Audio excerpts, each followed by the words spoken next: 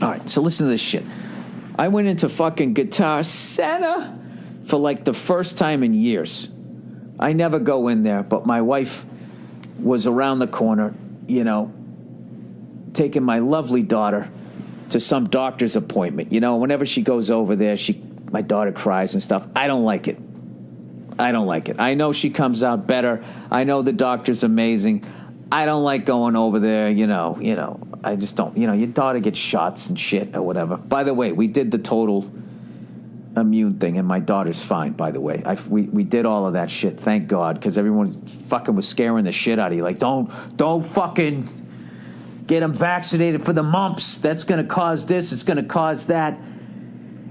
And what I finally did was I realized everybody telling me that, none of them were wearing lab coats and none of them had medical degrees framed in pictures behind me. And I said, I'm going to roll the dice with the person that went to school for this shit. And we did, and she's fine. She's totally alert, smiles and all that type of shit. There was nothing bad happened, thank fucking Christ. But I don't like to be there when that shit goes down. So I just said, listen, I'll be around the corner. I'm going to go buy some drumsticks, blah, blah, blah, blah. So I walk into Guitar Center, and I'm there right as it's 10 minutes before it opens. It finally opens, and I go upstairs to their drum department, you know, because they always banish drums to the back of the music. They're always like, go fuck yourself, right? Guitar is the hot chick, you know.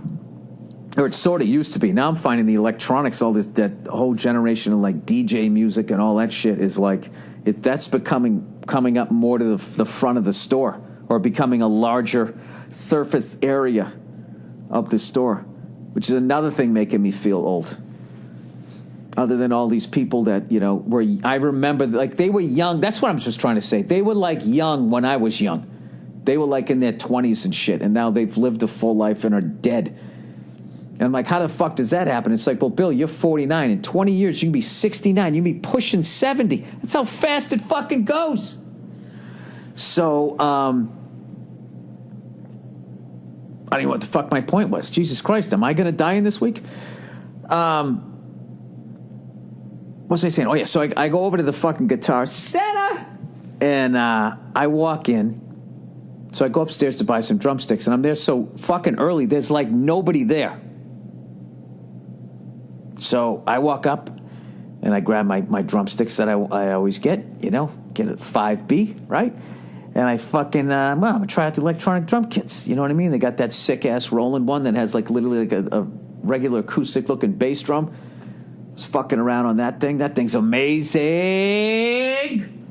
Oh, my God. If you want to ever feel like you're ready to play a fucking arena, sit down on one of those fucking Roland kits. And this is not free advertising. I'm just calling a spade a spade. They're fucking unbelievable. So, anyways, I'm looking around, and I sit behind this one kit, and I go to hit the bass drum, and they got this head on it that looks like a regular head, and it barely makes any noise. I'm like, what the fuck is this? What is this technology? I didn't know this existed. And then I was looking, and they had the little Questlove breakbeat kit, and then they had another one, like an upgraded version of that, which was the Sonar kit. And I was like, oh, fuck, look at these little ass things. And then they got these heads that make no fucking noise, right? What the fuck? So I don't know. I just started looking, and I'm like, Father's Day's coming up this weekend. How about Happy Father's Day to me? Because I got one of those, in my garage, I got this DW, like those practice pad kits, and those things fucking suck. You can't get through a song without something falling off. They just suck. I fucking hate the thing, all right? I want to get rid of it. So I'm sitting there going, all right, I ordered a drum kit, and I have a studio space ready to go, but I didn't realize, I thought I could just go down and get the drum kit, but the color I wanted, I had to order it, and it's not going to be here for fucking 2 months. So now what do? What do I do in the meantime? And then suddenly I get this idea. I go, I know, I'm going to buy one of these little fucking martini kits here. All right? I'll keep the regular heads on, and I'll just play in the studio space on the small kit. And then when my real kit comes, I'll just get rid of the DW one in my garage and put the silent heads on it. I can just practice on that when I don't have time to drive over to the fucking little studio space. This is perfect. So then I was like, what do I do? What do I get? The Ludwig, Buy American, Questlove, or the Sonar kit? Phil Rudd, AC/DC, Steve Smith, right? Benny Greb, all these monsters play on these fucking things. And I actually ended up going with the Sonar kit. Bass drum was a little bit deeper. The floor tom wasn't a 13, it was a 14. And it was a badass little bebop kind of kit. And I've gone off the fucking rails listening to jazz drummers. I never understood it. And now with my great drum teacher and everything, I'm starting to understand it to the point, if I saw you the text messaging that I had, the drum nerd text messaging that I had with my drum teacher. Oh, before I say that, by the way, what is so amazing about getting rid of that John Bonham setup that I had is now the whole world of what the fuck do I want to play has opened up. And I don't have any drum kit already taking up space that was, somebody else loved, and I love them, so now I'm going to try to step into their shoes, and it never fucking works. That is completely gone. And now I'm just looking at all these different drum setups going, I'd fucking like a little bit of that with a little bit of this. It's unreal. So I buy the thing, and, I'm supposed to walk back over to the doctor's office with a pair of drumsticks and, get back in the car with my lovely wife and my beautiful daughter. But now I bought a little drum kit, so I got this giant box. So I just ended up going, all right, fuck this. I got to take a picture of the box. I just stood in the back garage.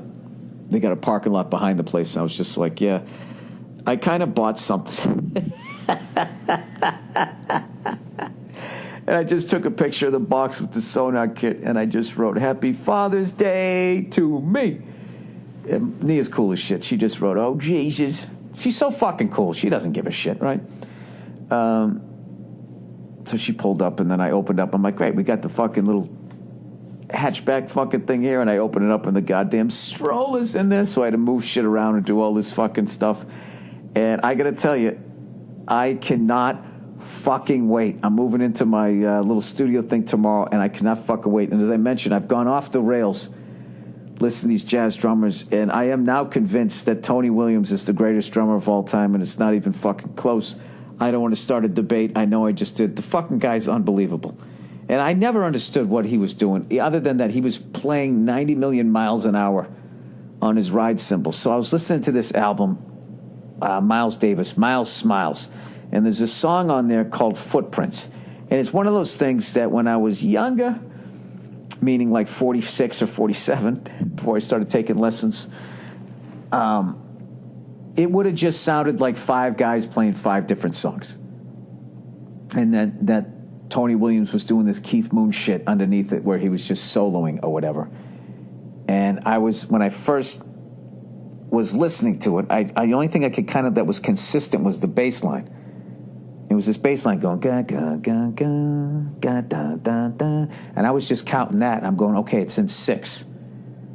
It's in 6, and I don't know what Tony's doing, and he's playing 90 million miles an hour. But what's amazing about the song is in the middle of it, Tony slows down, and it's almost like he's like, okay, stupid, it's in 4. All right, and here's where it is. Here's where beat 2 is, and here's where beat 4 is. And then then he only does that for a couple bars, and he speeds up again. It was like a drum class, and then it's like, oh my God, this guy's playing eighth notes, okay, against what this guy's playing. That sounds like it's in 6, but it's really just almost like 3 against 4. I know this is nerdy drum shit, but there's got to be a drummer out there that understands it. And then he's doing that metric modulation thing, which there wasn't even a fucking name for what he was doing to describe it, where then as he's playing eighth notes, the eighth notes, then he implies that each one of those hi-hat hits is the 2 and 4 and plays the jazz, that ding, ding, ding, ding, ding, against that. And then the E and the ta become the fucking 1 and the 3. And he's playing that underneath all of their shit. So the rest of the band, I guess, is sort of playing in an implied 6 while he's playing 4 underneath it, doing this metric modulation to the 4. What fucking blows my mind is that he's playing at that fucking level, and at roughly the same year, I was joking with my teachers that song by the Archies, Sugar, came out and was like a #1 hit. He's doing that And, you know, they sell like 1/90th of the fucking albums. That a song, oh, sugar, boo, boo, boo, boo, boo, boo, oh, honey, honey, do, do, do, do, do, do. You know, I heard a story about that song that there's a keyboard solo, which, I mean, I don't know shit about music. I always consider a hacky solos when you take a solo and all you do is just play the melody of the song. So that was basically what the studio musician on keys was instructed to do. So he's reading the sheet music and he was playing the solo to that song, and evidently he started laughing when he was playing it because it sounded like some 5-year-old shit. But of course that sells a zillion albums, which brings me back to the Golden State Warriors. Jesus, I'm going a long way. Where people are going, yeah, this is bad for basketball. Why is it getting such high ratings? I'll tell you why. Because the Archies outsell Miles Davis. There you go. Go fuck yourself. I'm done talking about the NBA. So anyways, I got a little sonar kit. I'm so fucking excited to play it. I can't wait. I'm not going to have any time. I won't have any fucking time to do it. But every once in a while, old daddy daycare, you know? My little princess. That's what I call her, my little princess. You know, she got the, you know, babies have those little cute little fat hands. Every morning I wake up, I put my little index finger in her hand. You know, they always squeeze it. And then I say, oh, good morning, princess. And I kiss her little fat baby hand.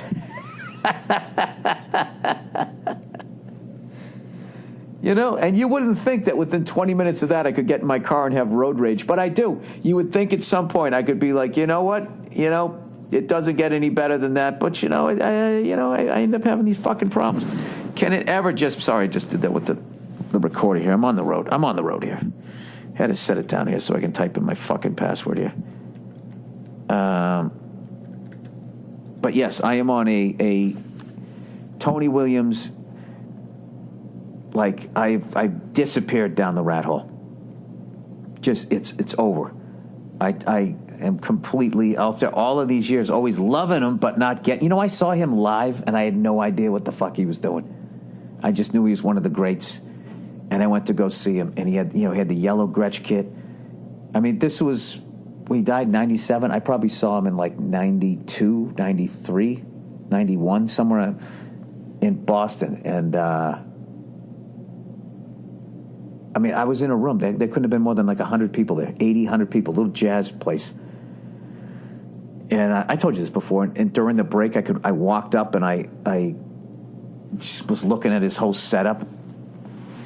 You know, he had the black dot heads, the big, like, 15-inch hi-hats and shit. I saw everybody. I told you guys this before. I saw Louis Bellson. He just stood there next to his kit, and you went up and shook his hand. It was nuts. It's fucking nuts. And if anybody else knows any, like, cool shit from that fucking era for me to listen to, I mean, it just fascinates me how, like, jazz was, like, the mainstream, and then blues and R&B, and then, you know, white people turned it into rock and roll or whatever, that ended up taking over. And it's just like, yeah, well, it was gonna, because the direction, if jazz just kept growing and growing, to the point that shit that I was just explaining to you guys, it took me 30 years to understand what the fuck was going on. Just as a regular person, you're going to lose the mainstream at that point. But you got to give it up to those guys for having the balls to just say, yeah, well, fuck it. This is the direction we're going in. They have to be, like, the level that they were playing, they had to know that half the fucking audience had no idea what was going on. Or you were just playing to a whole crowd full of musicians, right? I know, I'm in way over my head. Who the fuck am I? Who am I? I'm just a comedian who does a fucking podcast here.